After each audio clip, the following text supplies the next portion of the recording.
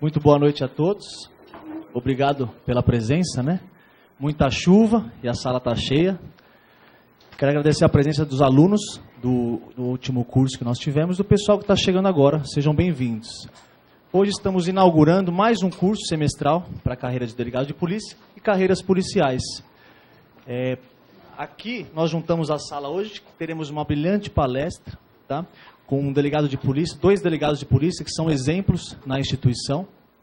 E é uma maneira de vocês terem uma injeção de ânimo e sentirem um pouco acerca das carreiras, né? Aprender um pouquinho. Isso é muito importante, eu digo. O último curso nós trouxemos o ex-delegado-geral Marco Antônio Desgualdo, e que também aprendemos um pouquinho com ele no primeiro dia de aula. Então, quero mandar um abraço para o pessoal do curso online, pessoal de outros estados também que está fazendo o curso com a gente, tá? E eu passo a palavra, primeiramente, para o doutor Rodrigo Salgado, para a gente ganhar um tempinho aí. Depois, o professor Flávio também vai dar uma palavrinha no finalzinho, tá? Sejam bem-vindos, tenham uma ótima noite. Esse aqui. Alô? Boa noite. Meu nome é Rodrigo Castro Salgado da Costa. Eu tenho 29 anos. Estou como delegado de polícia do Estado de São Paulo há 4 anos. Sou bacharel em Direito pela Faculdade FMU e fui aprovado no curso da OAB no 5º ano. A gente vai contar aqui um pouco da experiência de delegado de polícia e desde a nossa trajetória de concurseiro, ou seja, a gente estava no local de vocês há pouco tempo atrás e como a gente alcançou o nosso almejado cargo que era de delegado de polícia. Boa noite a todos, é um prazer enorme estar aqui com vocês, para que a gente possa compartilhar um pouquinho da nossa experiência no dia a dia, nosso trabalho, como a gente chegou até aqui, como foi a luta para conseguir a aprovação no concurso público. E meu nome é Thiago Cirino de Moura Quinelato, eu tenho 33 anos, sou delegado de polícia já há 4 anos, mesmo período que o Dr. Rodrigo, já que a gente se conheceu na academia de polícia, estudamos na mesma sala, e lá, além de colega de trabalho, ele virou um grande amigo também. Antes de ser delegado de polícia, eu fui escrivão de polícia durante 10 anos. E durante esses 10 anos eu trabalhei na Corregedoria Geral da Polícia Civil, onde eu tive a oportunidade de trabalhar em todos os setores que vocês possam imaginar. E a maior parte do tempo eu trabalhei junto à Divisão de Informações Funcionais. O que me permitiu angariar um conhecimento muito importante para o desempenho da minha atividade como delegado de polícia, já que a experiência que eu obtive lá, o conhecimento das coisas que eu obtive lá, ajudou no trato do dia a dia. Não foi fácil chegar até aqui, a gente vai expor para vocês o caminho que a gente percorreu. Eu me formei no Mackenzie em 2006 e no próximo slide a gente vai compartilhar um pouquinho da nossa experiência até a aprovação no concurso público, que são 2 histórias bem distintas. O Rodrigo vai falar primeiro a história dele, e depois eu vou passar para apresentar para vocês um pouquinho de como foi a minha jornada até a aprovação no concurso. Diferente do Dr. Thiago, eu passei direto, saí da faculdade e me tornei delegado de polícia. No meu concurso não teve experiência jurídica de 2 anos. Então, saindo da faculdade, abri o concurso, eu já vinha estudando forte para a OAB, aproveitei esse bagagem de estudo, continuei estudando para o edital e logrei êxito na aprovação. Cheguei com 26 anos na carreira de delegado, é muito difícil. Uma pessoa jovem, tem outras pessoas mais velhas, às vezes aparece uma pessoa inexperiente. Já saí da academia de polícia direto para a Central de Flagrantes da Zona Norte. Central de Flagrantes da Zona Norte recepcionava todas as ocorrências de flagrante da Polícia Militar da Zona Norte inteira. Então a gente pegava diversas ocorrências de intervenção policial com resultado morte da Polícia Militar. É complicado deliberar numa ocorrência dessa. São vários detalhes, sendo que você, recém-formado da academia de polícia, tem que fazer diversas diligências. Às vezes com pouca estrutura, com pouca bagagem, mas eu tinha outros colegas delegados nessa central de flagrante também que me auxiliaram muito. Então eles me posicionavam, me ajudavam. E no decorrer do tempo, você vai construindo uma carreira, mesmo sendo jovem, as pessoas vão ganhando respeito por você, dependendo da sua atitude. É complicado, no começo você tem que pegar bagagem. Às vezes a pessoa fala, poxa, esse cara acabou de chegar novinho, já quer dar ordem. Você tem que impor em relação ao seu conhecimento jurídico e técnico, e absorver sempre com mais antigos. No começo você ouve muito mais do que você fala, para aprender e pegar experiência. O meu caminho para conseguir aprovação no concurso de delegado foi um pouco diferente do Dr. Rodrigo. O Dr. Rodrigo teve a oportunidade, como algumas pessoas têm, de se dedicar exclusivamente ao estudo. Mas, como eu disse, eu já trabalhava na Corregedoria Geral da Polícia Civil. E a jornada de trabalho lá era uma jornada comum. Eu entrava todos os dias às 9 da manhã, saía às 6 da tarde. Então, foi preciso que eu me perguntasse o que fazia meu coração bater mais forte, qual era o meu objetivo. Meu objetivo era ser delegado de polícia. Ciente desse fato, eu tracei um projeto de estudo. É sempre muito importante a gente saber o que a gente quer e traçar um caminho a ser percorrido. Então, eu estabeleci como meta no primeiro ano, eu cheguei a estudar entre a aprovação e o início, mais ou menos 2 anos e meio.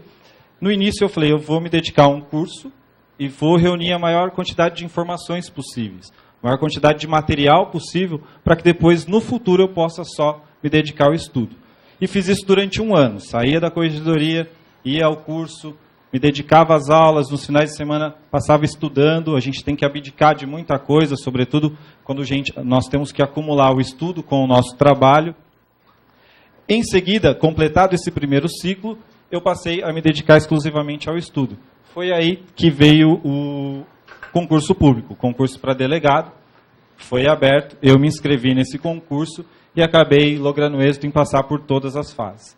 Terminado a fase do cursinho, eu tomava todo o cuidado de me atualizar, de não cair no erro de perder alguma atualização legislativa, acompanhava informativos do STF, do STJ. O cursinho ajuda muito porque ele encurta o caminho, encurta o acesso à informação. Por isso é muito importante que o aluno extraia tudo o possível de um cursinho, de um curso preparatório para os concursos. Inicialmente, prova preambular, o meu concurso foi um pouco diferente do que vai ser o de vocês. Algumas fases do meu concurso e do concurso do Dr. Rodrigo não eram eliminatórias, como, por exemplo, a prova de aptidão física. No meu concurso era apenas classificatório, eu fiz o básico, o Dr. Rodrigo fez umas 30 flexões a mais, uns 20 abdominais a mais do que era preciso.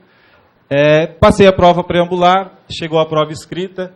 Felizmente, na prova escrita, o tema da redação foi processo administrativo, independência de instâncias. Então, era um tema que eu tinha um vasto conhecimento em razão da minha experiência profissional. Depois chegamos à prova, no meu concurso anteriormente, teve a prova de aptidão psicológica, a prova de aptidão física e depois o exame oral. No exame oral, quem chega no exame oral já tem um vasto conhecimento jurídico, o que acaba diferenciando o candidato aprovado do não aprovado. É muitas vezes o nervosismo na hora da prova, mas eu me preparei muito, o Dr. Rodrigo também se preparou muito. Nesse momento a gente já tinha tido um ou outro contato. É um controle psicológico que tem que ter numa prova oral. Tem que ter, muito difícil, são mais ou menos 12 delegados ali de classe especial, a maioria primeira classe, avaliando você. É a sua vida está ali, na frente de uma prova oral. Se você errar em 5 minutos ali, acabou. Toda aquela bagagem de 2, 3 anos a partir de estudo, vai pelo ralo. Teve um participante do meu concurso que ele ficou muito nervoso, não conseguia nem abrir o Código Penal que estava na frente dele. Acontece. Ali, como o Dr. Thiago falou, todo mundo já tem o conhecimento jurídico necessário, que os diferencia e acalma. E é isso que os professores dos concursos vão passar para vocês. Os professores aqui, posteriormente, quando vocês forem fazer a prova oral, vocês vão vir fazer curso com eles, para eles vão passar essa bagagem. Vocês vão treinar milhões e milhões de vezes. Eu treinei com o professor Paulo ali, ele me ajudava milhões de vezes, banca simulada. Isso faz a diferença total no momento que você senta diante dos examinadores. Em relação ao que o Dr. Thiago estava contando também, quem tem a possibilidade de só estudar e quem trabalha não consegue conciliar, a opção, se vocês tiverem a opção financeira, tiver alguma família, só estudem. O concurso hoje de mercado, vocês sabem como é que está.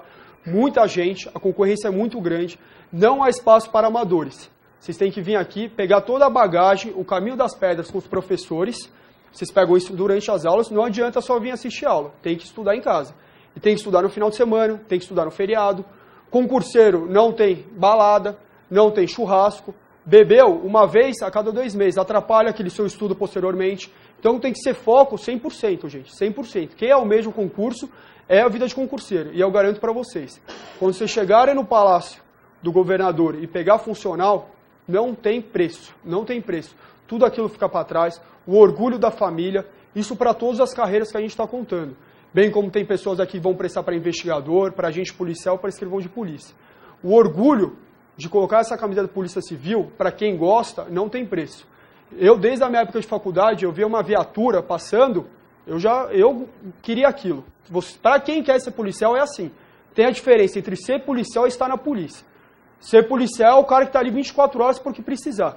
Tem gente que está na polícia, leva aquilo lá como se fosse expediente. Serviço público. A gente não precisa desse tipo de pessoa na Polícia Civil. A gente quer verdadeiros policiais. Ninguém está pedindo para ninguém ter vida também. Todo mundo tem um momento de lazer, tem tudo. Mas o comprometimento com o serviço policial.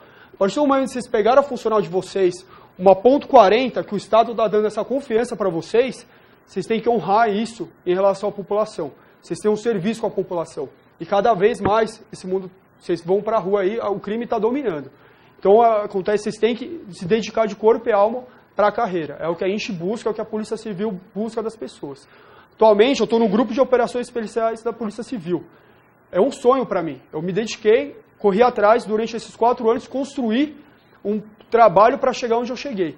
Isso qualquer um de vocês pode ser. Eu não sou mais especial que ninguém, mas eu trabalhei para estar aqui. Não tenho padrinho na Polícia Civil, não tenho indicação nenhuma. Eu construí para estar aqui. Não é, ele é filho de alguém. Não, isso aqui foi um conjunto de trabalhos. Não, mas eu posso entrar na Polícia Civil e ganhar grandes horizontes, eu não tenho padrinho? Pode. Hoje a gente precisa de pessoal que trabalha. E quem trabalha vai ser reconhecido. Isso é fato, gente. Ah, mas ele subiu mais rápido porque ele conhece não sei o quê. Pode acontecer um outro, mas quem trabalha é reconhecido.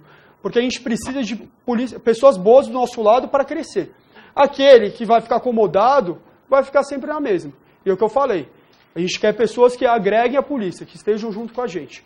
E a pessoa, para entrar na polícia e aguentar a polícia, tem que ter o sangue policial. Então, ele vai ficar 2, 3 meses, vai pedir exoneração, vai sair, vai ser escrevente do TJ, escrevente do TRF. É outro tipo de profissão. É um serviço mais burocrático. A polícia não. Ela é dinâmica, não tem uma carreira mais legal que a de delegado de polícia. É a única carreira que junta a parte jurídica, por isso que ele veio vestido assim, e a parte operacional. Nenhuma carreira no mundo você consegue conciliar essas duas partes. O delegado de polícia ele tem que ter o conhecimento vasto jurídico, bem como operacional. Porque na hora que ele está como operacional, ele está no comando da sua equipe.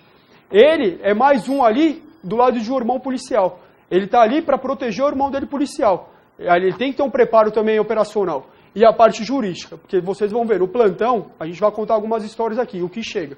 Então vocês têm que conhecer todos os ramos do direito. Mesmo direito previdenciário, que nunca vai cair, não cai no concurso, você tem que ter uma noção para instruir aquela pessoa que procura o plantão, que isso vai ser num ponto mais à frente que a gente vai explicar.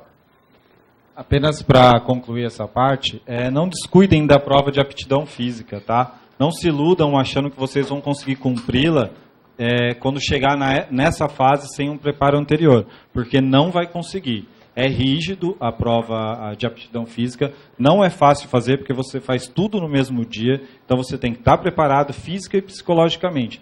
É muito importante treinar antes e conciliar isso com os estudos, porque se deixar para o último instante, não vai conseguir fazer e vai acabar sendo reprovado numa prova tão difícil, às vezes porque não completou uma corrida, ou deixou de fazer 1 ou 2 abdominais, ou uma barra, ou coisa desse tipo. O final do concurso ele vai se encerrar com a prova de títulos, que é de caráter classificatório. Aqui muita gente faz muitos pontos, tá? Então é importante que vocês façam o máximo de cursos possíveis, atendam às exigências do edital, para que vocês também possam somar pontos. No meu concurso teve gente que estava fora da lista e passou entre os primeiros colocados por causa de títulos que apresentou. Tá? Em relação à investigação social, também toma cuidado. Vocês são concurseiros. Vocês têm que tomar cuidado em relação a dirigir embriagado, brigas em balada, em bares, boates, qualquer tipo de coisa, entendeu? Se tiver uma briga, dependendo, você pode ser reprovado nesse setor, investigação social. Vai ter uma unidade de inteligência da Polícia Civil que vai fazer a investigação social de vocês. Tomem cuidado, drogas, todo esse tipo de coisa não é tolerado para uma pessoa que deseja ser policial. E essa parte elimina bastante gente também. É tanto concurseiros que vão tentar entrar, a gente vai eliminar quem? Se o cara tiver uma passagem policial, se o cara tiver várias lesões corporais, uma coisa é um acidente de trânsito, normal. Outra coisa é o cara ter 3 brigas numa balada. Não tem o perfil psicológico para entrar na polícia, entendeu? Isso é tudo avaliado. Então tomem cuidado também na parte da investigação social. Quem quer ser policial tem que tomar extremo cuidado em relação a isso. Vencido o concurso público, a gente iniciou na carreira, que foi onde eu conheci também o doutor Eduardo, com quem eu não tinha tido contato antes, e acabei ficando muito amigo do doutor Rodrigo. a gente vai traçar para vocês algumas nuances do nosso início da carreira, apresentando também algumas das problemáticas que envolvem a Polícia Civil atualmente. Tá? Para falar do início de carreira, eu costumo, quando tenho oportunidade, falar do meu primeiro plantão. Meu primeiro plantão foi junto a uma delegacia no Jaçanã, 73DP. Eu nunca tinha feito um flagrante na vida, porque eu trabalhava na corregedoria, então o meu trabalho tinha um outro viés. E, de repente, fui parar num plantão, numa local de periferia, com uma equipe também jovem, com pouca experiência. E quando eu assumi o plantão, o delegado que estava entregando o plantão para mim disse: olha, acabaram de queimar 2 ônibus aqui na área e dentro de cada ônibus tem uma pessoa morta. Naquele momento eu podia ter desistido, podia ter virado as costas e jogado tudo para o alto. Mas aí é que a gente fala do que o Dr. Rodrigo falou, a diferença do funcionário público para o policial. Eu respirei fundo e falei, vamos ver o que a gente tem que fazer, mesmo sem ter nenhuma experiência. Nessa hora você se socorre dos amigos. Eu já perdi a conta de quantas vezes eu liguei para o Rodrigo num plantão, de quantas vezes ele ligou para mim, para que a gente possa trocar informações. Isso é fundamental. Foi facilitado com o advento das tecnologias, grupos de mensagem, etc., facilitaram essa comunicação. O que aconteceu nesse dia? Chegou essa ocorrência. Quando eu estava saindo para fazer o local, o delegado de polícia de permanência, que é quem responde, para que vocês possam entender, pelo delegado geral aos finais de semana, ele ligou para mim e falou: o que está acontecendo? O delegado geral está preocupado, está bravo e quer saber por que você não fez nada. Eu tinha acabado de assumir o plantão, meu primeiro dia, eu praticamente entrei em pânico, mas fui até o local, realmente era aquilo que estava acontecendo. Quando retornei à delegacia, tinha 4 flagrantes para eu fazer, fora essa ocorrência. Eu tinha 2 escrivães, 3 investigadores, 2 deles preparados, mas um nem tanto. Como que transcorreu o dia? Aos poucos, fui realizando as atividades que tinha que realizar, triando as ocorrências. E, para minha grata surpresa, quando foi por volta de 2 horas da tarde, o CEPOL me ligou dizendo que não era para eu sair da delegacia nem para almoçar, que o delegado geral e o diretor do DECAP estavam indo para a delegacia. Isso sem contar toda a imprensa que já estava no entorno da delegacia, querendo entrevista, querendo saber o que tinha acontecido e o que eu iria fazer. Tem gente que passa a carreira inteira de delegado de polícia ou outra carreira e não tem um contato sequer com o delegado geral ou com o diretor de um departamento. No meu primeiro dia, o delegado geral estava lá, na delegacia que eu estava tocando o plantão, para resolver um problema que, na verdade, quem tinha que resolver era eu. Felizmente, com calma, com a ajuda de outros colegas que compareceram no local, com a ajuda de outras equipes, o problema foi contornado. Ao final do plantão, só a ocorrência dos ônibus, 20 pessoas foram presas em flagrante. Entendeu? Então, imagina o tamanho do auto de prisão em flagrante, o trabalho que deu. Eu iria sair às 8 da noite, sair às 6 horas da manhã. E antes de sair, o diretor do DECAP, que atualmente é diretor da corregedoria, me chamou numa sala e disse assim, perguntou pelo meu nome, eu falei, meu nome é Tiago, tal. Ele falou assim, deixa eu te explicar uma coisa, não é sempre assim. Aí eu falei assim, eu já era escrivão, eu sei como é que é. Ele falou, então você sabe que muitas vezes é assim. E muitas vezes é difícil, não pela quantidade de ocorrências, não pelo vulto das ocorrências, mas porque naquele momento é você quem tem que decidir. E muitas vezes você vai decidir sobre um dos bens mais preciosos que o ser humano tem, que é a liberdade. Tá? É muito difícil você cercear a liberdade de uma pessoa sem você ter convicção do que você está fazendo. É muito difícil você ter que decidir. E a última palavra é a sua. É naquele momento que você está na sua sala, o escrivão vira, o investigador vira e fala assim, e aí, doutor, o senhor vai fazer o quê? E aí, é para isso que vocês têm que estar preparados. É para isso que vocês têm que aliar a parte operacional com o conhecimento jurídico. É fundamental. O Dr. Rodrigo é tão bom operacionalmente quanto é juridicamente. Por quê? Porque nós viemos de uma escola nova de delegados de polícia, que ingressaram há pouco tempo. O Dr. Eduardo tem o mesmo perfil, outros colegas da nossa turma, que busca aliar esses 2 conceitos. A parte jurídica com a parte operacional. Se não fosse esses 2 conhecimentos, aquele dia eu tinha desistido. Como colegas nossos já desistiram no primeiro ou no segundo plantão, que tiraram em razão das dificuldades. Então é preciso haver um preparo psicológico, é preciso haver um preparo através do conhecimento jurídico, conhecer muito bem a parte operacional, saber descer de uma viatura, saber realizar uma abordagem, saber entrar numa favela e sair dela todo mundo bem. Tudo isso a gente vai ver no decorrer aqui da nossa conversa, quando a gente começar a mostrar os casos específicos em que a gente já atuou. Tá? Quer acrescentar alguma coisa? Em relação ao início da carreira, a minha primeira ocorrência de vulto, quando eu estava na central de flagrantes da Zona Norte, como eu falei para vocês, onde eu comecei, e a PM me apresentou um flagrante de tráfico básico, com 28 pinos de Eppendorf de cocaína, só que o cara estava muito louco, o autuado em flagrante pela PM. E ele falou, doutor, quero falar com o senhor. Eu tenho que ter paciência, o delegado não pode fazer nada correndo. Primeiro, você tem que sempre garantir as garantias do preso. Então, eu trouxe ele na minha sala e fui interrogá-lo. Falei, fala, o que você quer falar? Ele estava virado 2 dias na cocaína. E ele me falou, doutor, eu sei onde tem um laboratório de drogas, uma refinaria. Se o senhor me alivia alguma situação aqui, o que o senhor pode fazer? Falei, vamos ver, o que você tem para me dar? Aí eu abri o iPad e mostrei. Ele falou que era na favela do Jardim Peri, não sei se vocês conhecem, Zona Norte de São Paulo. Ele falou, fica nessa viela aqui, aqui, aqui. Eu falei, você tem certeza? Ele falou, não, eu tenho certeza, doutor. Eu trabalhava numa central de flagrantes que era um anexo ao 20DP. Na hora, subi com essa informação para o delegado titular, que nem era o meu delegado, era o delegado do 20º Distrito Policial. Ele chamou o chefe dos investigadores e eu passei a informação. Falei, doutor, ele está falando que tem uma refinaria de drogas no interior da favela do Jardim Peri. E aí, o que o senhor acha? Ele falou, agora, Rodrigo, a polícia tem que acreditar. Informação tem que ser checada. Você pode chegar lá, encontrar uma casa de família, mas você pode chegar lá e bingo. Não deu outra. Ele ligou o chefe dos investigadores, reuniu todos os investigadores e agentes policiais do distrito, formamos 6 viaturas e fomos para lá. Já começou um pouco a escurecer, é um lugar de difícil acesso, não é um lugar fácil, tem vários criminosos nessa comunidade e entramos com diversas viaturas. Primeiro vai uma viatura descaracterizada, com o indivíduo que estava com a gente, estava detido, ele indicou o local exato. O delegado titular presente também na ocorrência, que é um delegado muito bom também, operacional, que sabe aliar a parte jurídica e operacional. Descemos nessa favela, avistamos o barraco que ele tinha apontado. Aí naquela dúvida, entra, não entra, começamos a olhar pelas frestas da porta, tava vários tonéis lá.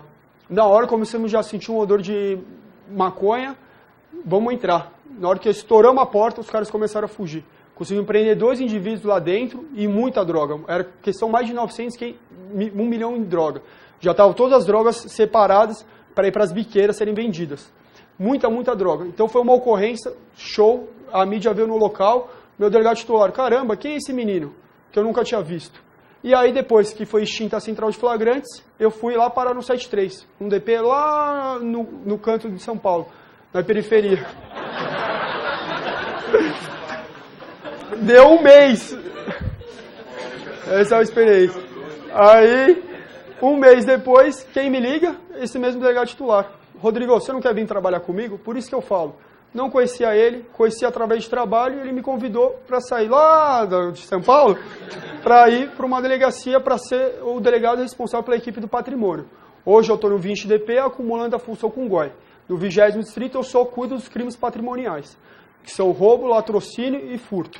Estelionato, crime patrimonial, mas a gente não cuida dessa parte. Cuida mais ou menos dos crimes mais graves, assim. Então, isso que eu falo. Entrando na polícia e mostrando um bom trabalho, todo mundo tem como deslanchar a carreira. Crescer é só mostrar vontade de trabalhar. O doutor Rodrigo, ele sempre, desde a academia, o Eduardo está aqui, ele sabe disso, ele sempre teve uma veia operacional muito forte, sempre foi o sonho dele tá no GOI. Ele conquistou isso através do trabalho dele, tá? Assim como o doutor Eduardo conquistou o espaço dele na polícia, eu conquistei o meu. Os outros delegados da nossa turma já ocupam um espaço considerável na polícia. A gente já consegue, de certa forma, incomodar muita gente com o nosso trabalho, tá? No meu caso específico, eu sou titular de 2 equipes de polícia judiciária na minha delegacia. Eu coordeno todas as operações da minha delegacia. Eu coordeno todos os grupos operacionais da minha delegacia. Isso incomoda muita gente, sobretudo o pessoal mais antigo. E essa é uma dificuldade que vocês vão enfrentar quando vocês forem aprovados no concurso. Tá? É uma dificuldade muito presente, não só na Polícia Civil, mas nas instituições públicas como um todo. Tá? Às vezes a gente costuma ouvir falar muito mal da Polícia Civil, mas os problemas da Polícia Civil são problemas de outras instituições públicas também. Tá? Em geral, em muitas delas é bem pior do que na Polícia Civil, só que não aparece tanto quanto, não é tão vidraça quanto a Polícia Civil é. Para a gente dar continuidade, a gente vai falar de algumas perspectivas do delegado de polícia. O doutor Rodrigo vai tecer alguns comentários dessa parte operacional, falando das viaturas aí, do helicóptero. Ali temos uma foto do famoso Pelicano, que é o Serviço Aerotático da Polícia Civil, está subordinado ao departamento do DEIC. O DEIC tem uma parte operacional que é formada pelo SAT, que é o Serviço Aerotático Móvel, que é formado pelos helicópteros, tem o GARRA e o GER. O GER estava subordinado antigamente ao DHPP e agora está subordinado ao DEIC. O GOI faz parte do DECAP. Ele presta serviço para os 93 distritos policiais da capital, bem como para as 8 DDMs, que é as delegacias da mulher, e para as delegacias do idoso. A principal função do GOI é prestar esse auxílio operacional para as delegacias por o que for preciso. Desde o cumprimento de mandado de prisão preventiva e temporária, mandado de busca e apreensão, ou também presta auxílio para o policial civil em exercício ou não. Se tiver uma troca de tiro com algum policial civil de folga, acionou o GOI, ele vai estar prontamente lá para prestar todo tipo de auxílio no que o policial precisar e para as delegacias também. Hoje as delegacias não têm mais cadeia, só existe a chamada detenção provisória para trânsito. Então, em regra, o preso fica no máximo 24 horas na delegacia e depois é conduzido para o CDP, por ser em detenção provisória. Ele não fica mais na delegacia. Tem alguns polos que seguram mais os presos durante o final de semana, para o preso ser recolhido para essa outra cadeia na segunda-feira, mas as delegacias não acumulam mais presos. Se acontecer alguma coisa de um preso, quebrar alguma cela, precisar de algum apoio operacional, o GOI está à disposição para isso. E também realiza o patrulhamento preventivo especializado. São patrulhamentos diferentes da PM. É uma coisa mais especializada em determinadas regiões. Realizamos diversas operações para concentrar onde o crime está crescente. Atualmente, a gente está muito presente na comunidade de Paraisópolis, que está tendo muito latrocínio naquela região. Então, o GOI está realizando rondas presentes lá. Na última sexta-feira, realizamos rondas no local, com o apoio do Pelicano. O Pelicano sobrevoou a favela de Paraisópolis durante praticamente 2 horas. Então, essas são as funções do GOI. A função do delegado de polícia, a função, assim, as carreiras policiais como um todo, elas causam um certo fascínio. Quem já é policial, quem já é delegado de polícia sabe disso. Já foi vítima de diversas perguntas nos seios familiares. Você anda armado? Você já matou alguém? Você já prendeu alguém? Como que é prender alguém? Como que você faz quando está na delegacia? Então, desperta uma certa curiosidade. Eu tenho praticamente certeza que muitos dos senhores, ou quase todos, já brincaram, por exemplo, de polícia e ladrão. Já desejaram no passado ter uma viatura da Polícia Civil. Eu acredito que ninguém quis ter uma viatura escrito TJ, escrito GAECO, mas da polícia todo mundo já quis ter, todo mundo já brincou de policial, de polícia e ladrão. E esse fascínio é o que atrai muita gente. E é o que faz com que muita gente, como eu, como o Dr. Rodrigo, permaneça na Polícia Civil. Porque a gente gosta do que a gente faz. A gente abdica de muita coisa. A namorada tem que entender, a família tem que entender, quem tem filhos, os filhos têm que entender, porque a dedicação que se exige de um policial civil, que não é um funcionário público, mas um policial civil de verdade, é muito grande. Óbvio que vocês vão ter a vida de vocês, como eu tenho a minha, o Rodrigo tem a dele, mas há que se exigir do policial uma dedicação, conhecimento do que rodeia ele e etc. Nesse sentido, a gente tem uma frase bastante emblemática, tanto essa quanto a do próximo slide, que o Rodrigo vai ler para vocês, que reflete muito o posicionamento atual do delegado de polícia na sociedade. Primeiro, o delegado de polícia é o primeiro garantidor da justiça e da liberdade. Celso de Mello. Acho que essa frase já é conhecida por muitos aqui que almejam a carreira de delegado de polícia. Por que ele é o primeiro garantidor? Primeiro que, de acordo com o STF, todo mundo sabe que a única autoridade policial é o delegado de polícia. O resto é tudo história. Isso quem está falando é a Suprema Corte, não sou eu, são os ministros, entendeu? Segundo, por que o primeiro garantidor? Porque quem ratifica a voz de prisão é o delegado. O PM ele não traz o flagrante, o PM ele traz a ocorrência. Ele vai chegar no balcão e vai contar o que aconteceu. A partir daquele momento, o delegado ou ele ratifica ou ele libera aquele indivíduo. Para ele ratificar a voz de prisão, ele precisa ter elementos de convicção, no mínimo de indício de materialidade e autoria. Ele não precisa ser concreto, mas pelo menos uma sombra ali para ele ratificar aquela voz de prisão e analisar. A partir daquele momento, ele vai entrevistar os policiais militares, as partes envolvidas, a vítima, ele vai submeter o averiguado, que vai ser provavelmente autuado em flagrante a reconhecimento pessoal numa sala especial para a vítima. Então, ele vai colher todos os elementos de informação, de provas que ele possa colher naquele momento para ratificar a voz dele de prisão. E caso ele não se convença, ele fundamenta isso no boletim de ocorrência e libera o autuado. Por isso que a gente fala, e o que tem que garantir? Tem que garantir todos os direitos do preso. O cara está preso, ele não pode sofrer tortura, quem garante isso é o delegado, a condição física dele, quem garante é o delegado, ele tem o direito ao interrogatório, contato com a família, ele tem que comunicar, quando a família chegar no local, poder conversar com o preso, perguntar se ele quer aguardar o advogado dele para o interrogatório, se ele tiver condições de prover um advogado, possibilitar o advogado conversar com o preso. A OAB é parceira da Polícia Civil. Eu abro todas as garantias do advogado na minha delegacia. Quando eu sou delegado de plantão, ele tem. Isso pode ter certeza. Eu evito o advogado ficar sozinho com o preso, porque ele pode passar algum material. Às vezes, em todas as carreiras, tem algumas pessoas que são de má índole. Mas ele vai poder entrevistar o preso tranquilamente. Normalmente, eu tenho uma porta com isso filme, que dá para enxergar o outro lado, eu deixo um na ponta, outro no outro. Então, o advogado conversa com o preso, orienta se ele quer conversar, se ele quer declarar a versão dele ali no auto de prisão em flagrante, ou se ele quer permanecer em silêncio e só se pronunciar em juízo. Então, todas essas garantias, por isso que o delegado é tão importante. A ocorrência, o delegado tem que ser imparcial, ele não pode estar envolvido na ocorrência, ele não pode se envolver emocionalmente. Vários casos, já peguei casos de pedofilia, gente. Eu cumpri um mandado de busca e apreensão, o policial civil Rafael, que está ali atrás, ele foi nesse mandado comigo. E ele sabe, a gente prendeu o cara com mais de 2.000 fotos de crianças, em todas as cenas pornográficas infantis que vocês podem imaginar. Pergunta para ele se alguém encostou nesse indivíduo. Todos meus amigos falam, nossa, mas o que vocês fizeram com o cara? Não fizemos nada. Foi autuado em flagrante e foi conduzido à carceragem. Vontade pessoal, eu não posso me envolver. Aquilo é triste, é muito triste. Teve policiais ali que têm filhas da idade das pessoas que estavam na foto. O Rafael está aqui de testemunha. Ele tem um filho pequeno, ele tem um filho da idade das pessoas que estavam lá. Mas você não pode se envolver, você tem que ser imparcial.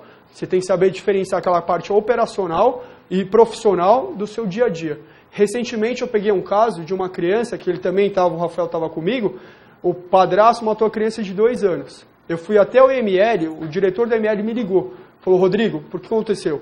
O padrasto chegou na delegacia, fez um boletim de ocorrência de morte suspeita, que a criança estava andando no triciclo, teria batido a barriga num rack, teria rompido alguma veia, foi conduzida para o hospital de Taipas, depois para o hospital de Mandaqui e morreu. Foi lá, fez o boletim de ocorrência. Na hora que o corpo foi conduzido para o ML, a médica legista abriu a criança e viu que a criança estava toda lesionada por dentro e por fora. Quando retira a criança da geladeira, a gordura seca e apareceu várias equimoses no corpo, dos pés à cabeça. Foi uma coisa super trágica, ou seja, a criança estava totalmente espancada. Eu estava no meu plantão desde as 8 da manhã às 6 horas da tarde, o diretor do ML me liga. Eu diligenciei eu e mais uma delegada da minha delegacia para o ML, tivemos uma reunião com 4 médicos e um dentista, e eles relataram todas as lesões da criança. Descemos, esses foi um dia que mais me abalou, já passei por muita coisa na polícia, apesar de estar só 4 anos, já passei por muita coisa. Mas esse dia foi tenso. Descemos até a sala do ML e a criancinha, parecia um boneco desse tamanho, destruída. Entendeu? Destruída. Na hora, a médica já falou, esse relato que está no boletim de ocorrência não conduz. A criança tinha marcas unhais no queixo, de lesão, a criança tinha equimoses na bochecha, tinha lesões internas, ambos os lados da bochecha, de mordida, então ela foi sufocada, ela tinha lesão unhal na perna, como se o cara tivesse pego ela de ponta cabeça e puxado. No mesmo momento, ligamos para o padrasto falando que ele tinha que pegar um documento para liberar o corpo. Nisso eu já representei pela prisão temporária para o juiz de plantão, o juiz deu a prisão de 30 dias. Mas esse dia me chocou muito, ver aquela criança, isso me abalou. Mesmo assim, prendemos o padrasto da criança na prisão temporária, a prisão temporária ainda está vigente, esse caso é recente, e mesma coisa, imparcial. Eu não posso tomar as dores. Minha vontade, eu nem posso falar aqui, mas eu não posso, eu sou o delegado de polícia, eu tenho que separar o profissional do pessoal, que isso vocês também vão ter que enfrentar durante a carreira, tanto para o delegado, quanto para o investigador, para o agente policial e para o escrivão. Como a gente já falou e o Rodrigo ressaltou agora, é muito difícil formar convicção, é muito difícil ter um controle emocional, um controle psicológico nas ocorrências que a gente se depara, mas a gente é obrigado a enfrentar essas coisas dessa forma. Normalmente, ocorrências que envolvem crianças, esse tipo de coisa, causam um pouco mais de de abalo psicológico, por assim dizer. Também já tive ocorrência envolvendo criança, onde cortaram as 2 orelhas de uma criança. Alegaram que foi o rato, mas a gente sabe que não foi. Esse tipo de ocorrência causa realmente muita comoção, mas é preciso enfrentar. É preciso saber separar a atividade que você exerce da sua vida pessoal, até para que você não tenha, no futuro, problemas relacionados a isso. De tudo isso que a gente expôs, tem uma frase que o Dr. Rodrigo vai ler também. Eu vou ler aqui então para vocês, que resume bem a atividade do delegado, juntando a parte operacional e também a parte jurídica. Então, tá? Essa frase está na base do Garra. Para quem já visitou a base do Garra, o Grupo Armado de Repressão a Roubos e Assaltos, que é um dos braços operacionais da Polícia Civil, essa frase está numa das paredes lá da base do Garra. Aqueles que jamais subiram morros, favelas, ou sequer conhecem de perto os antros frequentados por marginais, e que se enclausuram comodamente em seus gabinetes sem que nunca houvessem participado de tiroteio, no estrito cumprimento do dever legal, e também em legítima defesa, não se devem apegar com entolhos ao texto gélido da lei, distante do calor dos acontecimentos e a salvo de gravíssimos riscos, na busca do enfraquecimento ou do desestímulo das atividades da Polícia Judiciária em toda a sua plenitude legal. Isso aqui resume, em linhas gerais, assim: o delegado tem que ter o conhecimento jurídico. Autor, Dr. Mário Portugal Fernandes Pinheiro. É um procurador de justiça e tem que saber fazer a parte operacional. Eu já entrei em favela, a gente já atuou várias vezes junto, quando ainda tinha outra administração, então tinha operações conjuntas. A gente atuou várias vezes juntos, então entramos em favela junto, saímos todos bem. Esse é o prêmio pela sua competência. Muitas vezes você não consegue atingir o seu objetivo, mas todo mundo sai bem, todo mundo volta para casa, são e salvo. Quando você consegue efetuar a prisão, quando você obtém o resultado, é lógico que sua satisfação pessoal aumenta. Tá? Então é muito importante que vocês tenham em mente isso. O início da atividade de vocês, conciliar a parte jurídica, que vocês têm que ter conhecimento de um pouco de tudo, porque o delegado é um profissional multifacetado. A gente vai ver no próximo slide que o delegado tem que ser de tudo um pouco na delegacia de polícia, no plantão, e ele também precisa conhecer a parte operacional. Esse slide ilustra muito bem algumas das competências que o delegado tem que ter. Ele tem que ser conselheiro, ele tem que ser amigo, psicólogo, policial, sociólogo, administrador, consultor, conciliador, técnico, gestor, tem que conhecer de recursos humanos, especialista em direito, tem que ser operacional, tem que ser filósofo, ele tem que ser de tudo um pouco. A gente acha que não, mas eu já tive experiências, por exemplo, na delegacia, em que as pessoas foram até a delegacia, perguntaram pelo delegado e elas queriam apenas conversar comigo. Não era para relatar nada. Eu vim aqui para conhecer o senhor e para conversar com o senhor. Por quê? Porque é muito difícil você ter acesso a outras autoridades. E o delegado está lá na delegacia. Ele é uma autoridade acessível. Então, muita gente procura a delegacia. Você tem que ser um pouco de psicólogo. Eu tive, por exemplo, um caso na minha delegacia, que o indivíduo entrou dizendo que os quadros dele tinham sido danificados. Com o tempo, eu observei que todos os quadros tinham o mesmo tipo de dano, digamos assim. Era um corte no meio do quadro. Em determinado momento da conversa, quando eu interpelei ele sobre o que teria acontecido, ele disse que ele tinha um chip na cabeça e a pessoa que estava perseguindo ele localizava ele pelo chip. Eu tinha várias opções. Eu podia ter discutido com ele, chamado ele de louco. Eu preferi, no caso, entrar na loucura dele e eu disse para ele o seguinte, eu falei, olha, então você tem que tomar cuidado porque esse cara vai te localizar dentro da delegacia. Ele, quando estava saindo da delegacia, retornou e disse para mim assim, olha, doutor, ele acabou de dizer aqui para mim que está vindo aqui. Novamente eu entrei na loucura dele, eu falei, olha, então vai embora, porque se você ficar aqui eu não tenho como garantir sua segurança. Eu nunca vi ninguém correr tão rápido. Nunca vi. Ele correu muito rápido. A gente tem que ser amigo, como eu disse, conselheiro. Eu já tive na minha delegacia uma visita uma vez de um senhor de idade, várias casas de aluguel, e ele queria registrar um boletim de ocorrência e ninguém entendia o motivo. Eu fui chamado. Conversando com ele, ele disse, olha, eu quero registrar um boletim de ocorrência porque eu estou tendo problema com o inquilino. Eu falei, não tem problema, o que está acontecendo? Ele falou, meu inquilino toma muito banho. Aí você tem que deduzir. Eu falei, então o problema é que ele não paga a conta d'água? Ele falou, não. ele está pagando a conta d'água. Eu falei, olha, senhor, não estou entendendo qual o problema que o senhor quer relatar, então. Ele falou que o problema dele era que o consumo de água estava gastando o encanamento da casa. Então, ele queria registrar um boletim de ocorrência por causa disso. E esse tipo de ocorrência, algumas são loucuras, mas são comuns no dia a dia. O Rodrigo vai contar uma outra história também, de ocorrências parecidas e que levam muitas vezes ao registro de ocorrências um tanto quanto esdrúxulas. Nesses casos não foram registrados boletins de ocorrência, eu consegui dissuadir essas pessoas e elas foram embora. Mas em outros tantos casos se faz necessário. Quando eu trabalhei na corregedoria durante muito tempo, praticamente todo mês, o mesmo indivíduo que tinha sofrido uma operação na cabeça, então ele tinha uma placa de metal na cabeça, ele visitava as delegacias e pedia para registrar a ocorrência. Como havia negativa, ele ia até a corregedoria e registrava um boletim porque ele não tinha sido bem atendido nas delegacias. Então, esse tipo de loucura, como o acesso à delegacia, como o acesso à autoridade é muito fácil, ele está presente todo dia. Por isso tem que ser multifacetado, tem que saber de tudo um pouco, conhecer de tudo um pouco, para driblar todos esses percalços que aparecem no nosso cotidiano. Principalmente na seccional centro, que tem muito louco por ali. Vocês vão enfrentar bastante coisa. Uma das características muito importantes do delegado também é o administrador. A partir do momento que você vai crescendo na carreira, de delegado plantonista, delegado assistente, você vai virar delegado titular. Delegado titular, você já comanda ali uma delegacia inteira, uma unidade policial inteira. Então você tem praticamente 30 funcionários subordinados à sua administração. A partir desse momento, você é mais administrador do que policial. Posteriormente, você vira o quê? Um delegado seccional. A partir do delegado seccional, você tem praticamente 12 unidades policiais submetidas à sua administração. Então você tem que ter saber muito sobre administração, procurar curso de administração. Nesse momento, é melhor você sendo administrador do que policial. Você praticamente nem vai fazer mais atividade policial, você só vai ser administrador. E assim você pode virar um delegado, um diretor e até um delegado geral. Para as outras carreiras também é muito importante. Investigador, você pode virar um chefe dos investigadores. Você vai conduzir toda a parte de viatura, da investigação também, com o chefe dos investigadores da questão administrativa.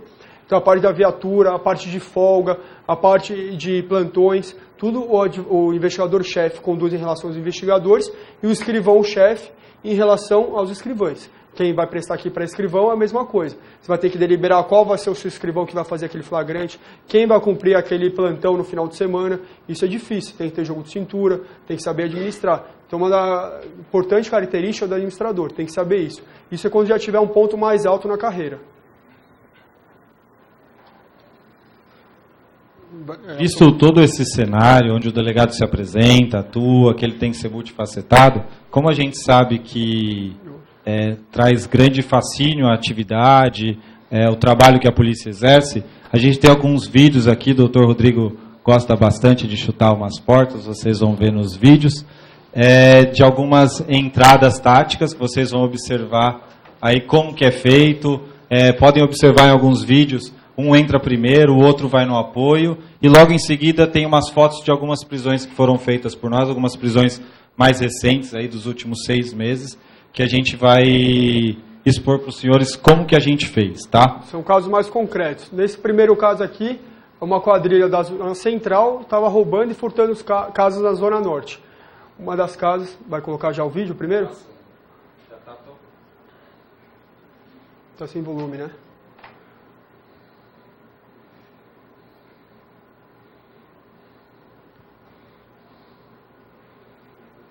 Conseguiram ver? Os vídeos são curtos, porque então ia ficar muito pesado para o arquivo. Esse caso foi uma investigação de uma quadrilha da área da Santa Efigênia, estava roubando e furtando casas na Zona Norte.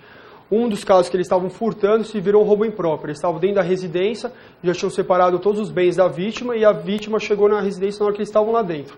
Então, de um furto, se tornou um roubo impróprio. Eles usaram de violência e grave ameaça, bateram bastante na vítima e jogaram a vítima na cama e colocaram tudo num veículo Hyundai Tucson e fugiram. O vizinho anotou a placa desse veículo. Aí o meu investigador, com a placa desse veículo, puxou a proprietária. A proprietária não tinha nenhum boletim de ocorrência, não tinha nenhuma passagem policial zerada. O que ele fez? Puxou os parentes da proprietária. Ela tinha um irmão com 2 passagens por roubo.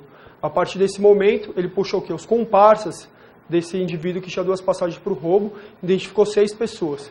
Puxou a foto de todos eles no sistema policial e chamou a vítima. A vítima reconheceu 2 deles. Através disso, eu representei pela prisão temporária dele e pela busca e apreensão.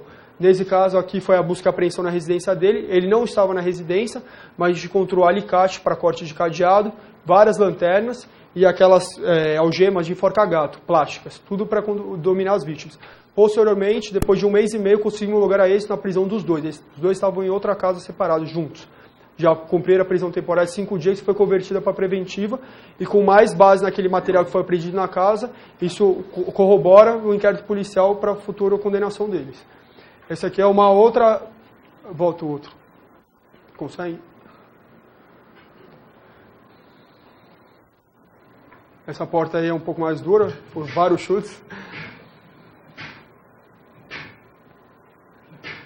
A academia não está fazendo efeito.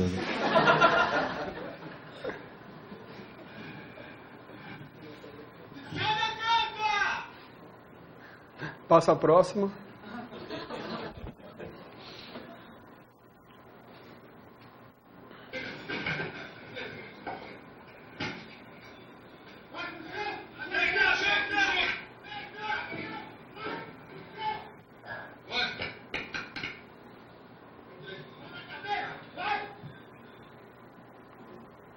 Também, esse aí foi prisão temporária também deferida pelo juiz. Esse aí fazia saidinha de banco.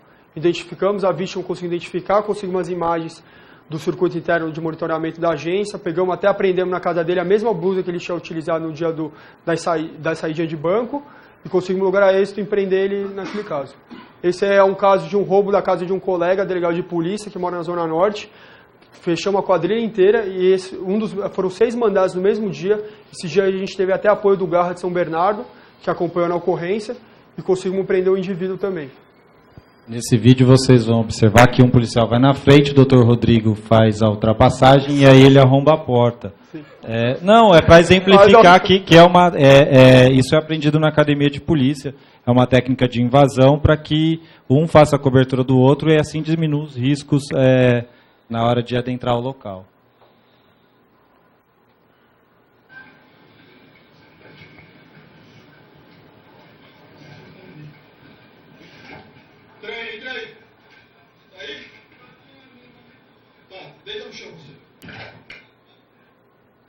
A gente também prendeu o irmão desse indivíduo, os dois por roubo à residência. O irmão dele também está preso. Isso aqui foi a saída da base do GOI, indo cumprir um mandado de prisão temporária recentemente. Isso é 15 para 6 da manhã.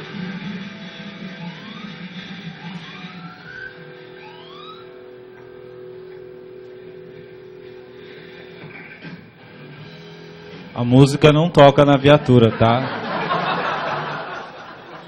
Pode colocar também. Para ficar claro, tá? A música foi colocada só no vídeo. Agora a gente vai passar a falar de algumas prisões que foram feitas. Cada um vai contar especificamente de alguns casos em que atuou. E tem um caso envolvendo tráfico de drogas que a gente acabou trabalhando juntos aí. Tá? Esse caso aí foi uma quadrilha de roubos e furtos a caixa eletrônicos. A gente tinha uma interceptação telefônica em andamento, conseguimos lograr êxito, pediu mandado de busca na casa do cara que alugava as armas para os indivíduos que faziam os roubos e furtos de caixa eletrônico. Isso aí foi encontrado tudo na casa dele. Tem fuzil, diversas pistolas, munições, colete balístico, tem até colete de polícia, que ele meio que deve ter montado lá para realizar os roubos, às vezes passar desbaratinado em relação à polícia militar. Então ele alugava todas essas armas, ele foi preso em flagrante, e no decorrer do inquérito a gente conseguiu indiciar mais 2 pessoas dessa quadrilha. Essa prisão ela foi bastante interessante, que ela decorreu da morte de um indivíduo. Tá? A pessoa morreu e nós não sabíamos o motivo da morte dele. Quem foi registrar era um jovem, ele faleceu. O motivo da morte dele, então foi registrado um boletim de morte suspeita. E a mãe dele foi até a delegacia e, desacreditando um pouco na história que estava sendo contada, eu fui até o local acompanhado dos investigadores. E lá a gente observou que existiam alguns anabolizantes. Em razão disso, eu determinei a apreensão do celular dele e, através do celular, eu consegui localizar a pessoa com quem ele negociava, através do número de telefone. Ato contínuo, eu solicitei os dados ao operador, o operador informou e, por ironia do destino, deu numa farmácia, que era a farmácia desse indivíduo, uma farmácia pequena, sem marca, não dessas redes grandes, mas uma farmácia pequena de bairro. Eu fui até a farmácia, usando técnicas de investigação e tudo mais. eu consegui obter a informação da pessoa que estava trabalhando na farmácia de que o dono da farmácia residia ali perto e que ele efetivamente fazia e vendia esse tipo de substância. Diligenciamos até a casa dele, de maneira dissimulada, ou seja, utilizando uma viatura descaracterizada, os policiais todos vestidos de forma que não fossem identificados, e quando esse indivíduo tentou sair de casa, a gente realizou a abordagem, ele estava junto dele, tinha anabolizante, quando nós entramos na casa dele tinha uma mini farmácia. Aqui não está todos os produtos porque eram muitos remédios. A maioria dos remédios são remédios de uso proibido, de tarja preta, por assim dizer, e a maioria deles estava vencido. E durante as investigações, a gente levou todo mundo para a delegacia, a empregada da casa disse que ele atendia dentro da residência dele. Então ele fazia a aplicação dos anabolizantes e ele ministrava esses remédios mesmo vencidos. Apurou-se depois que o indivíduo morreu porque tomou remédio de tarja preta, tentou se matar, na verdade, né? Ele se matou, não é que tentou se matar, ele se matou. Nós geralmente somos levados a crer que esse tipo de crime, por questões culturais, como não tem violência, grave ameaça imediata, não são crimes tão graves, mas são sim, porque afetam um sem número de pessoas e traz um prejuízo social muito grande. Por isso que a pena acaba sendo muito alta. No caso aqui tem o tráfico, porque tinha produtos previstos na portaria. E aqui também, pelo fato dele ministrar produtos que ele não poderia ter no interior da sua residência, ele ficou preso, está preso ainda e vai ficar um bom tempo preso. Tá? Só para ressaltar uma coisa, quem pretende prestar para investigador, a gente tem que pensar, quando vocês olham um policial civil na rua, o policial civil não tem que ter biotipo, não tem que ser fortão, altão. O policial civil ele tem que ser gordo, ele tem que ser careca, ele tem que ser barbudo. É ele que vai entrar em qualquer lugar. Às vezes você vê o policial lá cheio de arma, não sei o quê. O policial operacional, sim. Ele tem que estar bem preparado fisicamente, porque ele vai prestar o apoio às outras unidades. Mas o policial civil de investigação, ele tem que ser de todas as formas. Por isso que às vezes vocês estão andando, vê na viatura o cara de blusa aberta, gordão, caramba, fumando um cigarro. Você olha pro cara assim, esse é um dos melhores policiais. É o policial que vai chegar, vai colher informação em qualquer lugar, ele passa desbaratinado. Eu tenho um investigador meu, que é um dos meus melhores investigadores, ele tem 61 anos de idade. É um tiozinho japonês. Eu quero fazer algum local que eu vou invadir, eu mando ele com uma sacola de pão. Acabou. Meu, ele entra em qualquer lugar do mundo. Ele põe um boné, sacola de pão, tiozinho japonês. E entra. Isso que tem que ser. O policial civil tem que ser assim, desbaratinado. Não tem que ter padrão. Padrão é para policial operacional. Lógico, ele tem que estar bem fisicamente, porque ele vai prestar um apoio, ele vai entrar na favela, ele vai pular o muro e tudo mais. O policial civil também, o investigador de polícia que vai a fundo na investigação, ele tem que ser de todas as formas. Não tem que ter um padrão. Então, às vezes, você olha o policial bonitão, fortão, e o outro gordo, barrigudo. Às vezes, o policial barrigudo tem muita informação e sabe dar várias canas. Porque ele consegue angariar esse tipo de informação. Como eu falei, esse é um dos meus melhores investigadores. Já é um tiozinho, entende tudo de informática, coisa que o investigador tem que saber muito, mexer em todos os sistemas para puxar o fio da meada. Com esse tipo de prova, como eu comentei agora, uma placa de um veículo que muita gente ia consultar, ia ver que bate numa mulher sem passagem criminal, ia intimar essa mulher chega na delegacia e fala, não, eu nunca fui nesse local. Eu trabalho, ia mostrar a carteira do trabalho, você ia acabar com a investigação ali. Não, ele puxou, ele teve esse tirocínio policial. Puxou todos os parentes daquela pessoa. Conseguiu chegar no irmão com passagem criminal, puxou os comparsas desse irmão e chegou nas fotografias dos indivíduos. Isso aqui foi um centro de distribuição de drogas. Aqui já tem maconha embalada para venda, crack, cocaína e outros pinos ali. Balança de precisão e a contabilidade do tráfico. Isso aqui também foi uma comunidade e já estava pronto para ser distribuída. A gente logrou êxito em estourar. Essa aqui é a comunidade onde a gente pegou essa droga. E aqui foi o furto da casa de um policial civil. Aqui tem uma FAMAI, uma pistola 9mm. Isso aqui é um simulacro e 2 granadas. Também foi furtada da casa desse policial. É um policial até do DENARC. A gente fechou a favela, através de investigações conseguimos chegar ao local onde os indivíduos tinham escondido essa arma. Posteriormente, os 2 indivíduos foram presos e indiciados por furto. Só para ressaltar que o Rodrigo falou que ali tem a contabilidade do tráfico. Normalmente, essa contabilidade é uma fonte inesgotável de informação e que a gente utiliza sobremaneira para realizar algumas prisões. Logo no início da carreira, quando a gente ainda é muito questionado, as pessoas ainda querem ver o que a gente é capaz de fazer, tanto eu, quanto o Rodrigo, quanto o Eduardo foram testados nesse sentido, e foi realizada uma prisão pela Polícia Militar, onde foi apreendida a contabilidade do tráfico. Em 15 dias eu tinha uma interceptação telefônica com 19 telefones. Essa interceptação telefônica durou 30 dias e foram realizadas algumas prisões, mas ela teve fim porque o Poder Judiciário entendeu que o 39DP, que era onde eu trabalhava, não estava preparado para realizar esse tipo de interceptação. Tá? Então a gente vai lidar com esse tipo de problemática, com esse tipo de desafio. Tá? Muitas vezes a gente não tem apoio de absolutamente ninguém, mesmo assim, com esforço a gente consegue realizar algumas coisas muito boas. E lembrando, quando o delegado representa para uma prisão preventiva, temporária, mandado de busca, não está representando para ele, está representando para a sociedade. Entendeu? Ele está indo verificar uma situação para a sociedade. Ele vai ter muito mais trabalho. Quando eu represento para um mandado de busca, eu tenho que acordar às 5 da manhã, ou antes. Eu tenho que reunir com a minha equipe 5h30 para sair da base, para ir cumprir o mandado. Eu vou ter um trabalho muito maior, tenho que fazer relatório depois para o juiz, várias coisas. Então, quando o delegado está representando, ele está buscando mais trabalho, é o cara atuante. E mesmo assim, às vezes a gente encontra empecilho em outras instâncias, em outros órgãos. Essa prisão foi feita na minha delegacia, é bem recente. Nós, através de investigações de campos, localizamos o local onde um gerente do tráfico ali na região residia. Passamos a acompanhar para levantar as informações necessárias. E ele foi preso tentando sair da favela quando ele percebeu que a Polícia Civil estava lá e ia acabar realizando a prisão dele. Ele foi abordado por um policial que trabalha comigo, reagiu, tá, e no entreveiro foi efetuado disparo de arma de fogo que entrou na nádega dele e saiu na perna. Tá? É importante nesse slide vocês verem a quantidade de aparelhos telefone. Ele é um gerente do tráfico e para evitar a interceptação telefônica, para evitar que ele seja localizado, porque hoje o criminoso acabou aprendendo algumas técnicas, eles usam diversos aparelhos celulares, a maioria descartáveis, para cada hora estar com um chip diferente, para cada hora ter um celular com um e-mail diferente, e assim buscar evitar que a interceptação telefônica atinja ele. Vocês sabem que a interceptação tem a prazo de 15 dias, então normalmente em menos de 15 dias ele já troca, ele cadastra o telefone no CPF de terceiro, que não se sabe, não se chega a ninguém.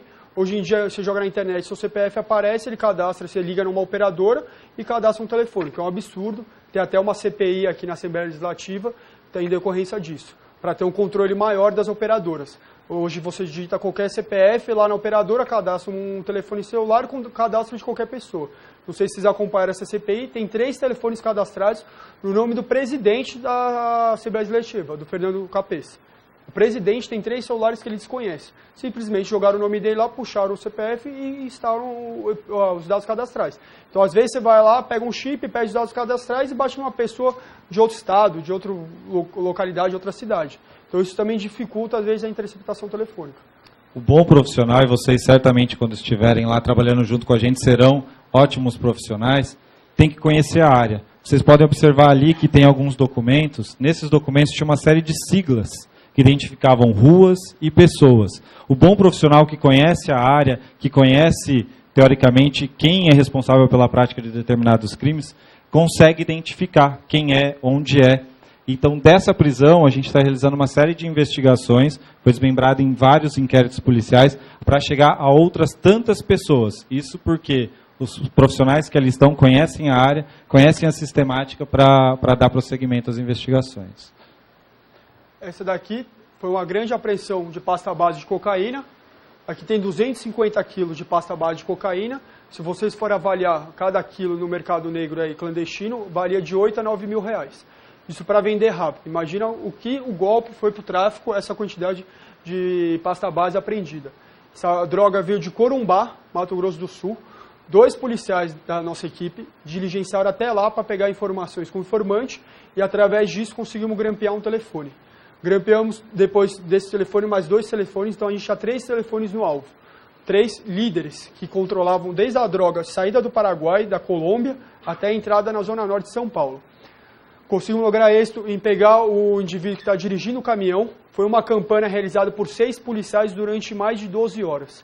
Eles tinham a placa do veículo e as características físicas do caminhão. Não sabia o horário, mais ou menos o horário preciso que o caminhão ia vir. Eles revezavam em 2 na frente da rodovia, parados assim, ó. Passou. Passou.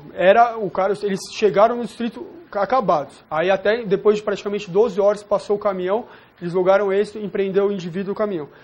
Fizemos uma revista minuciosa no caminhão, não encontramos nada. Só que como estava no grampo telefônico, chamamos um serralheiro, ele cortou o caminhão inteiro e estava escondida essa carga, de 250 quilos de pasta base de cocaína. O indivíduo foi preso no decorrer do inquérito, conseguimos também pedir a preventiva de 2 indivíduos. A prisão preventiva foi expedida pelo Poder Judiciário, só que a gente não logrou êxito na prisão deles. Um mora em Corumbá e o outro faz toda hora pela interceptação, ele estava no Paraguai, Colômbia, Corumbá, toda hora se localizando. Eles estão com a mandado de prisão expedido já. Na outra, foi do Space Fox, também 4 quilos de pasta base de cocaína, estava sendo conduzido para a Zona Norte. Isso já foi trabalho com outros tipos de informação, não foi grampo telefônico. O cara também foi preso por tráfico de drogas. O legal nesse caso aí é que eu representei pela conversão do bem para a investigação policial com a base na lei de drogas. Então esse Space Fox hoje está lá, disponibilidade para investigação. É um carro que a gente colocou um Kojak como sirene e ele é utilizado para investigar. Isso é uma ferramenta excelente para combater o tráfico de drogas. Eu não sei se já correu na rede social aí, eu acredito que o DENARC de Santa Catarina, eles têm uma Evoque, não sei se vocês viram, uma Evoque toda caracterizada pelo DENARC. Também deve ter sido um caso desse. Eles apreenderam um carro para utilização de tráfico de drogas e pediram bem para reversão para utilizar contra o combate do tráfico. Essa foi uma da operação mais recente, eu já estava no GOI, foi um desmanche clandestino de veículos, que foi estourado na área da 8ª seccional. O policial Rafael também me acompanhou nessa diligência. Foi estourado pela chefia do GOI um desmanche que picotava de média de 2 a 3 carros por dia. Era um volume muito grande. É legal que nesse desmanche tinha uma estufa específica para picotar os carros dias e noites, então os próprios vizinhos não ouviam o barulho, era um negócio bem informado, e eles também tinham um jammer. O jammer é o famoso capetinha. Você coloca de uma ponta e outra. O que serve o capetinha? Ele corta o sinal do rastreador. Então você tem um low jack, algum rastreador no seu carro, a partir do momento que ele entra naquela localidade, corta o sinal, para exatamente não localizar. Porém, através da investigação e da unidade de inteligência, logramos isso de estourar esse desmanche. Além desse rastreador do capetinho, ele tira o sinal e também tira o sinal de telefone em todo o bairro. Então todo mundo ali, meu telefone não pega. Por quê? Não era culpa do operador, é culpa desses aparelhos utilizados por desmanches. Combatendo o desmanche, que é o receptador do veículo, você combate automaticamente o roubo e furto de veículo. Combatendo o roubo de veículo, você combate o latrocínio, que estão ligados diretamente. A maioria dos latrocínios é por roubo de veículo. Então esse é um dos objetivos do GOI, acabar com os crimes patrimoniais em relação ao roubo e furto. Por isso que essa prisão foi tão importante. Foi preso o dono do desmanche e 3 funcionários. Foram autuados por formação de quadrilha e receptação qualificada. Oi? Então, mais um. Essa prisão aqui, ela foi também na área da minha delegacia. Estava tendo muito furto de veículo. Vocês podem até observar aqui o jammer que o Rodrigo falou. São esses aparelhos aqui. O indivíduo furtava pelo menos um carro por dia e ele cometeu uma falha por problemas familiares. Ele estacionou um dos carros perto da casa dele. Como ele já vinha sendo monitorado pelos policiais da minha delegacia, quando ele parou perto da casa dele, a gente conseguiu efetivamente identificá-lo e efetuar a prisão dele. Tudo isso foi localizado no interior da casa dele. Cada uma dessas peças serve para ligar, é como se fosse um módulo, serve para ligar um tipo de veículo. Nós tentamos tirar o veículo de lá, não conseguimos, em 30 segundos ele ligou o carro e a gente conseguiu trazer de volta. Então são pessoas que têm uma habilidade específica, têm o conhecimento do que tem que fazer. Foi preso, felizmente foi preso, com um veículo furtado. Aqui tem os steps também que estavam furtados, e os outros objetos foram encontrados no interior da casa dele. Pessoal, a carreira é fascinante. A partir do momento que vocês entrarem, vocês não vão querer sair, tanto para delegado como investigador, agente policial e escrivão de polícia. Cada dia é um. Aquele dia pode estar tranquilo, e 6 da tarde você receber a ligação, chegar uma pessoa na delegacia e falar que tem um cativeiro. E aí tudo muda. Então não tem um dia igual ao outro. Tem dias que é parado, de repente tem alguma coisa. Tem dias no GOI que eu estou parado, de repente 4 horas da tarde tinha alguma coisa na rede. Caiu semana passada, a filha de um investigador do GOI foi baleado. Até as 4 horas da tarde não tinha nada. Depois disso a gente invadiu a favela de Paraisópolis, fui sair do meu plantão às 2 da manhã. Entrei às 7 e não parei mais. O plantão começa e não tem horário para terminar. Você tem que estar disposto a isso. A carreira é muito fascinante. Para entrar na instituição só depende de vocês. E a dedicação, é aquilo que eu falei. Eu estudava com cronômetro, hora líquida. Parou para ir no banheiro, para o horário de estudo. Isso é um pouco de o que eu passei para vocês terem ideia. E aqui vocês vão passar quem almeja o cargo. Era de média de 8 a 10, 11 horas líquidas por dia. Eu tinha a possibilidade, graças a Deus, eu tive isso, eu não precisava trabalhar. Para quem trabalha, no mínimo 6 horas líquidas por dia. Líquida, não adianta, parou aqui, Facebook, Instagram e continuar, WhatsApp. É olhando no cronômetro, se tem que cronometrar. Para quem não trabalha, o estudo tem que ser um trabalho. Dedicação como se fosse um trabalho. Férias, no máximo, 10 dias por ano. O resto é estudo. Vocês estão competindo com muita gente, mas a vaga só depende de vocês. No meu concurso, quando abriu o edital, eu vi 27 mil inscritos. 27 mil. Qual que é a chance que eu tenho de passar com 27 mil? Aí vem a primeira prova, a prova preambular. Passa o facão em todo mundo, um monte de aventureiro. Aí acabou. Na hora que você passou aquilo lá, caramba, eu estou entre os 500. De 27 mil eu estou entre os 500, eu tenho chance de continuar estudando. Tem muita pessoa que se vai como aventureiro. A prova preambular você tem que ir de terno e gravata. Tem gente que chega no local nem de terno e gravata tá. O que o cara está fazendo ali? Então não, vocês estão procurando aqui aperfeiçoamento e estudo. Vocês estão numa palestra, vão começar um curso, à noite, é complicado, a gente sabe, o corpo chega cansado, mas vocês têm professores preparadíssimos, todos os delegados de polícia, recém-aprovados num concurso, sabem do que eu estou falando e passaram isso recentemente. E com a matéria afiada. Eles são os melhores para dar o curso para vocês. Isso vocês não podem ter dúvida. Não tem lugar melhor do que pessoas que acabaram de ser aprovadas num concurso e vocês vão prestar. E eles têm bagagem teórica para todos os estados. Então, aproveitem essa possibilidade. E estudem com força, porque vocês vão ter capacidade de ser aprovados. Eu gostaria, para a gente encerrar, agradecer a oportunidade que o pessoal aqui do curso deu para mim, para o Rodrigo, para que a gente pudesse contar um pouco da nossa experiência, um pouco do nosso dia a dia. Aqui tem alguns contatos nossos. O Rodrigo falou para eu não mexer no Instagram, mas vocês vão entrar no dele, vocês vão ver que ele tem vários seguidores lá.